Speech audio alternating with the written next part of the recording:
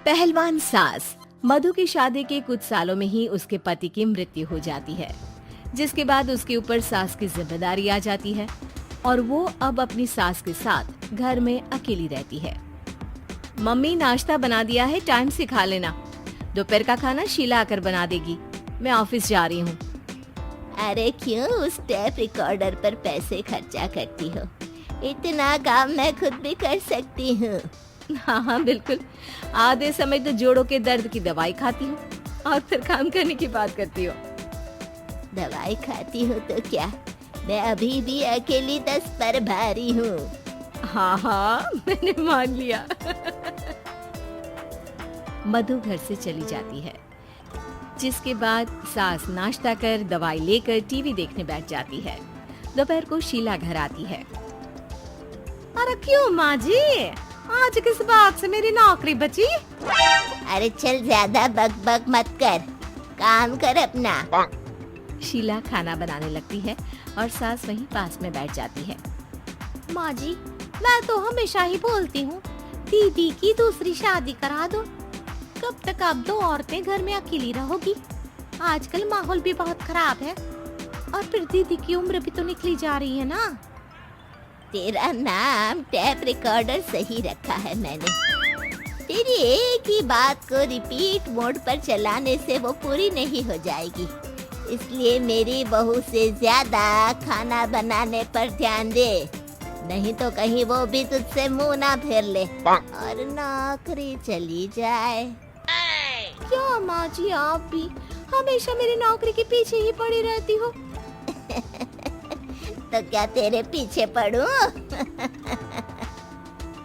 इसी तरह दोपहर से शाम हो जाती है और शीला अपना काम खत्म कर वापस चली जाती है। अब अकेली सास एक बार फिर टीवी देखने बैठ जाती है, जिसकी थोड़ी ही देर में मधु घर आ जाती है और सास बिना कोई देर किए शीला की बातें उसे बताने लगती है।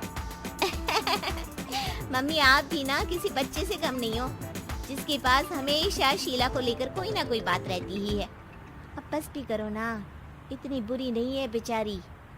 अरे मैंने कब कहा बुरी है, बस उसकी बातें करके मुझे बड़ा मजा आता है। सास की बात पर हंसते हुए दोनों डिनर करने बैठती ही हैं कि लाइट चली जाती है। अंधेरे में मधु मोबाइल की फ्लैश लाइट जलाकर मोमबत्ती ढूंढने लगती है। तभी उसे हॉल में कुछ गिरने की आवाज आती है। मम्मी, आप अंधेरे में इधर उधर क्यों घूम रही हो?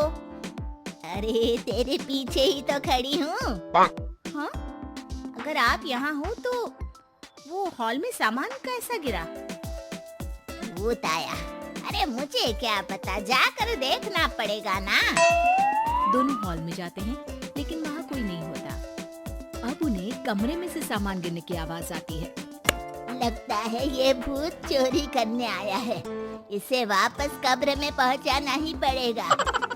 बस हाँ, आप ज्यादा ना तीस मार खा मत बनो, मैं पुलिस को फोन करती हूँ। अरे जब तक तेरी पुलिस आएगी तब तक क्या वो हमारे साथ बैठकर अंताक्षरी खेलेगा? हट डरपोक, संभालने दे मुझे। अब सास पास रखा फ्लावर पॉट उठाकर कमरे की तरफ बढ़ने लगती है, जहाँ उसे दो आदमी दिखाई देते हैं। पीछे पीछे मधु भी वहाँ आ जाती है। मम्मी, अभी भी मौका है, बाहर भाग जाते हैं। मधु की आवाज सुन चोर चौकन्ने हो जाते हैं। ओए तुम दोनों, जहाँ हो वहीं खड़ी रहना, नहीं तो दोनों को गोली मार दूंगा। अरे तुम दोनों अभी के अभी बाहर जाओ, नहीं तो मैं तुम्हें जिंदा नहीं छोड़ूंगी। ये बुढ़िया हमें धमकी दे रही है। अबे तुम दो अकेली अब लड़ते क्या कर लोगी? अरे जा भेजा, दोनों को बांध दे। जैसे ही दूसरा आदमी सास को पकड़ने उसके पास आता है, तो वो उसके सर पर फ्लावर पॉट मार देती है। उसके सर से खून बहने लगता है, जिसे देख दूसरा आदमी गन निकालकर हवा में गोली चला देता है, जिससे बचते हुए दोनों सास बहू वहाँ से भाग जाती हैं। अब वो तीनों एक दूसरे के आगे पीछे पूरे घर में भागने लगते हैं। मम्मी, आपने तो सच में उसे मार दिया। तो मजाक में कौन मारता है? और अभी तुम मेरे साथ ही रहना, नहीं तो पक्का मारी जाओगी। ये औरतों को कमजोर समझता है ना, आज इसे औरतों की ऐसी ताकत दिखाऊंगी कि ये आदमी पैदा होने पर शर्म करेगा। ये अचानक आपके अंदर झांसी की रानी कहाँ से जाग गई? वैसे तो हमेशा जोड़ों में दर्द बोलती रहती हो। अभी तुम्हें जान बचानी है या जोड़ों के दर्द की कहानी सुननी है? मधु और उसकी सास कमरे में जाकर दरवाजा अंदर से बंद कर लेते हैं, जिस पर चोर बाहर खड़ा दरवाजा बजाते हुए उन्हें आवाज लगाने लगता है। क्यों डर गई? अरे वैसे तो बहुत धमकी दे रही थी। गेट खोल अब बुढ़िया। अबे पागल, धमकी देने और होशियार होने में फर्क होता है। पर ये दिमाग वाले काम तुझे तो समझ में नहीं आएंगे। रुक, अभी तेरा दिमाग ही बाहर निकालता हूँ। ये कहते हुए चोर गोली चलाने ही वाला होता है कि सास अचानक दरवाजा खोलकर उसके मुंह पर परफ्यूम डाल देती है, जिससे चोर गन फेंककर दर्द से चिल्लाने लगता है।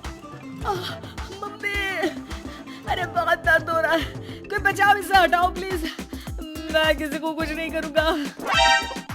क्यों रे, क्या थोड़ा सा दर्द होते ही मम्मी मम्मी करने लगा? अभी तो औरतों को कमजोर बोल रहा था। भूलियो मत, एक औरत ने ही तुझे इस दुनिया में जन्म दिया है, और वो भी तुझे ये दर्द हो रहा है ना, उससे लाख गुना ज्यादा दर्द सहकर। इसलिए औरतों को दोबारा कमजोर भूल कर भी मत बोलियो।